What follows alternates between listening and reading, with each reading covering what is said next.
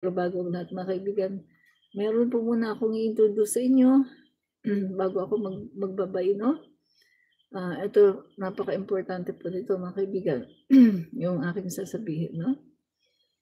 Aking i-introduce sa inyo. So, very important matters, no? Okay. Introduce natin. Very important matters. Okay. Ito po. Yan.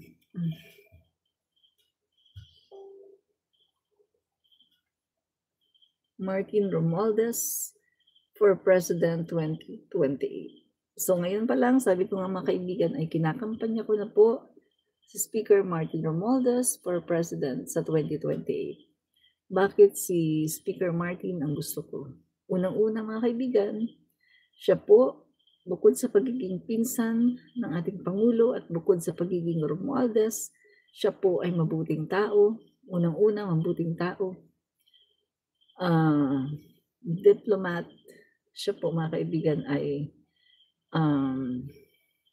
walang bahid, no, ng korupsyon. Since na siya ay pumasok sa politika, wala kang makikita na siya ay na-involve sa korupsyon. Dati ng mayaman, may mga negosyo, walang korupsyon, no? So, pag siya po ay naging Pangulo ng Pilipinas, katulad ng Pangulo, mayaman, hindi yan magnanakaw. Dahil maraming pera yan, maraming negosyo. Pangatlo, mga kaibigan, maganda ang kanyang credential, nag-aral siya sa mga prestigious na paaralan abroad. At pagkatapos, nung siya ay umuwi sa Pilipinas, hindi pa siya tumigil sa pag-aaral, nag-aral na naman uli siya ng law. At doon po siya sa University of the Philippines, no, mga kaibigan, siya po ay, tama nga ba? Sa University of the Philippines nga ba siya nakagraduate? Sandali baka mamaya. Ng law ito ha, law.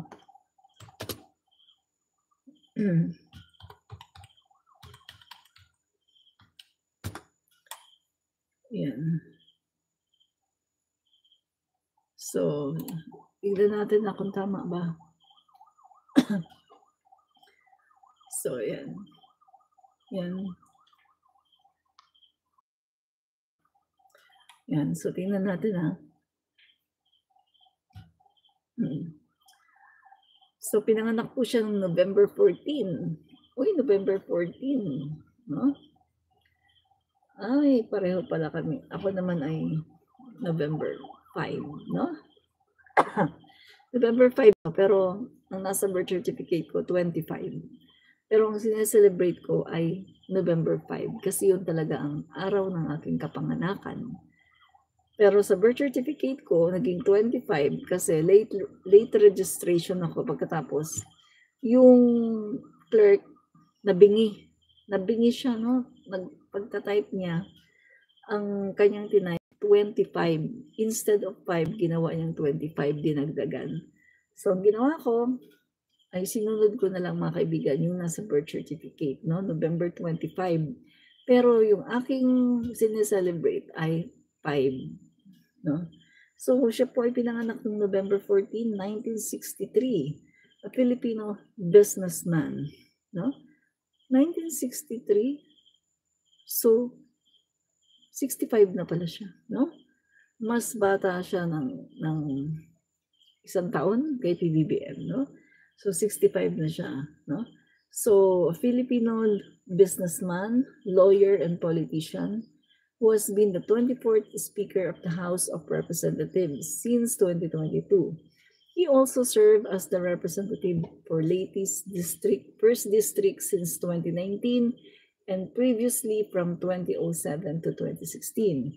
He was previously the House Majority Leader from 2019 to 2022. He is a first cousin of President Bongbong Marcos. Born to the 4th generation of the Romualdez family, he graduated from the Cornell University. in the United States and pursued legal studies at the University of the Philippines College of Law, being admitted to the bar in 1993.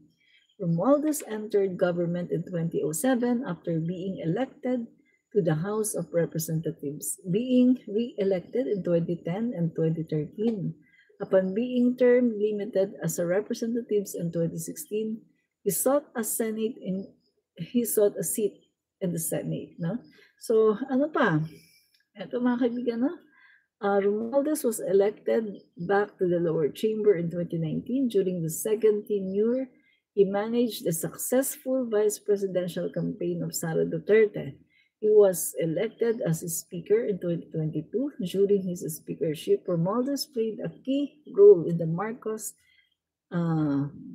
Duterte read and pursued constitutional reforms that were marred by irregularities. No? So, Ferdinand Martin Romualdez is the third child of former Leyte Governor and Ambassador to the United States, Benjamin Romualdez. No? So, ang tatay pala niya, no?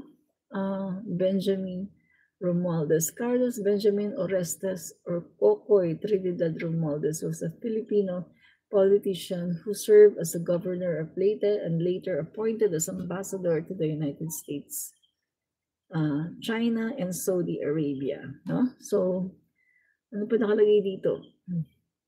His father was once named by Forbes as the 30th richest man in the Philippines with a net worth of 3.3 billion. Yan. So, yan po mga kaibigan, no? At ito pong yaman ng kanyang tatay ay kiniklaim po ito, no, ng Presidential Commission on Good Government kay Cory Aquino na as ill-gotten wealth, no, ang sabi. Pero later on mga kaibigan, no, last year, ang Sandigang Bayan, in-overturn po nila, no, ang desisyon. Ang sabi po ng Sandigang Bayan ay dapat na daw ibalik sa ditong kay Benjamin Romualdez, dapat na daw ibalik ang kanilang mga kayamanan dahil nakita po ng Sandigang Bayan na mali, no? Walang matibay na ebidensya ang mga paratang na ang kanilang kayamanan ay ill-gotten wealth. So yan po ang totoo. Kasi nga mga kaibigan, hindi pa nga kumbaga hindi pa nga si President Marcos noon eh. Talagang mayaman na talaga yan, mga Romualdez, no? Balitang-balita na yan. Yung Romualdez clan ay talagang mayaman, no? So, sabi pa dito, he is the nephew of former First Lady Imelda Marcos and former President Ferdinand Marcos, while incumbent President Bongbong and Senator Amy are his cousins. And Romualdez attended Cornell University in the United States from 1981 to 1985. So, graduating with a Bachelor of Arts in Government in 1988, he earned a Certificate of Special Studies in Administration and Management from Harvard University. Ganda po ng kanyang credentials, no? He later enrolled at the University of the Philippines College of Law in 1988. No? So, nung siya po ay umuwi ng Pilipinas, hindi siya tumigil, no, sa kanyang pag-aaral. Siya po ay nag-aral ulit, no, ng law sa UP. So, in 1988, becoming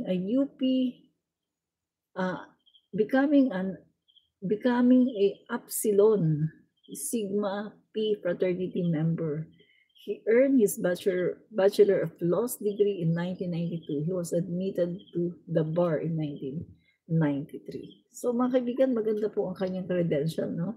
So, in 1992, Romualdez was appointed as concurrent trustee and president of the Doña Remedios Trinidad Romualdez Medical Foundation and Dr. Vicente Orestes Romualdez Educational Foundation, both of which are owned by his family. In 1995, he started to work as director and legal counsel of the Carpa Realty Development Corporation. Prior to his political career, Romualdez served as the chairman of the board for Equitable PCI Bank. He also served as a chairman of Benguet Corporation. Yan. So, maganda po ang kanyang, kanyang credentials. Mga kaibigan, no? Okay. Yan. So, maganda po ang kanyang credentials, mga kaibigan. So, ang isa sa talagang yung bill, no, na naipasa, no, ni Speaker Martin Romualdez tungkol ito sa mga PWD. So yung mga PWD, no, may mga kapansanan. Malapit po ang puso ni Speaker Martin Romualdez sa mga PWD. Gumawa po siya ng libro patungkol po sa mga PWD at biruin mo ha, bata pa siya noon, mga kaibigan, no? Bata pa siya, payat pa siya.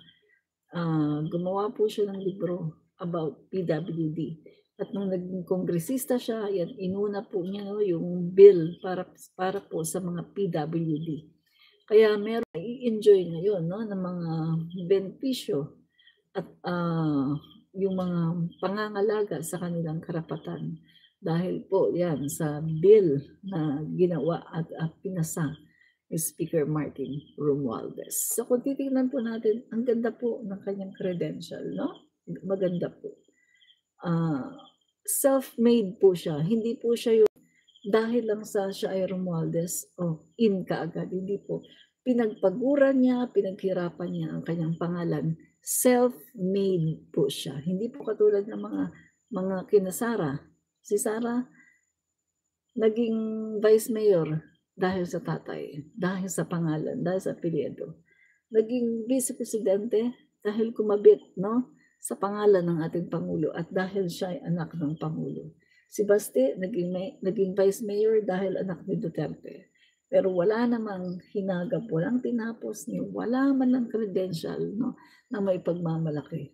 Naging vice mayor, naging mayor dahil lang sa kanyang pangalan.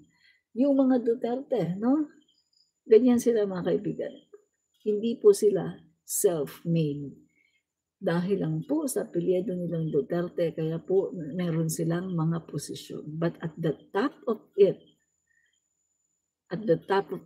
they are nothing. Without their father, without Rodrigo, they are nothing. Hindi po sila magkakaroon ng posisyon. No? Hindi po sila makikilala. Pero si Speaker Martin, self-made po siya. Pinagpaguran niya ang lahat ng kanyang kung bakit nandyan siya ngayon sa pwesto, pinagpaguran niya. Nag-aral siya sa 2 university sa ibang bansa. Cornell University, no? Iba ang kurso niya doon. Tapos nag-aral din siya sa Harvard tungkol naman sa pagpapalakad ng gobyerno. Tapos hindi pa siya doon nagtapos kasi hindi pa siya content doon. Pagdating ng Pilipinas, nag-aral pa siya ng law sa University of the Philippines at nag-take siya ng bar exam. So kita natin maganda po ang kanyang credential. Self-made, masipag, nakuha niya ang kanyang pangalan, nakuha niya ang kanyang pwesto, hindi dahil sa kanyang pangalan, kundi dahil sa kanyang sariling sikap, sa kanyang kasipagan. Yan po ang aking Pangulo, Martin Romualdez, for President 2028. Kahit hindi pa siya nagdideklara na siya ay magiging tatakbo, no, sa pagkapangulo, ay kinakampanya ko na siya ngayon at isa po ako sa nag-urge, no, sa kanya, nangungumbinsi na tumakbo siya sa 2028 dahil kailangan po natin ng presidente na may tapang, may bulls, presidente na katulad po ng ating Pangulo na merong tunay na pagmamahal sa taong bayan.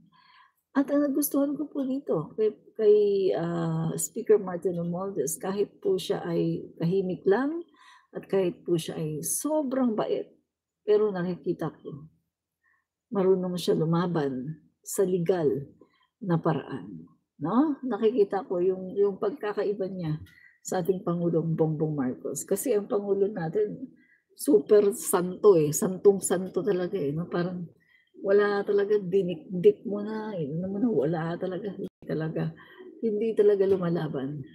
But at least si Speaker Martin Romualdez, meron siyang paraan kung paano siya lumaban. Nilalagay po niya sa legal na paraan, 'no? Very subtle, hindi mo mamamalayan, pero ikaw pala ay nalulugmok na, 'no, mga kaibigan, 'no? So, 'yun po yung magandang katangian na gusto ko kay Speaker Martin, 'no? So, sa 2028, Martin Romualdez po tayo for